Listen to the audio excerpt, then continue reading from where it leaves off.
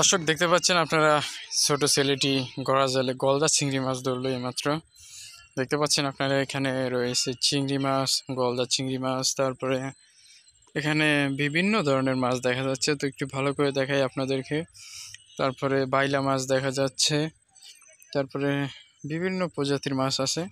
তো দেখতে পাচ্ছেন এইটা হলো গলদা চিংড়ি মাছ। এই গলদা চিংড়ি মাছটা ধরছিল একটু আগে এই ছেলেটি। দেখতে পাচ্ছেন আপনার সঙ্গে আরো একটি লোক আছে, তো সেও মাছ ধরতেছে। গলদা চিংড়িটা দেখালাম আপনাদেরকে একটু। তো দেখতে পাচ্ছেন গড়া জালে আস্তে আস্তে করে ওনারা মাছ ধরতেছে।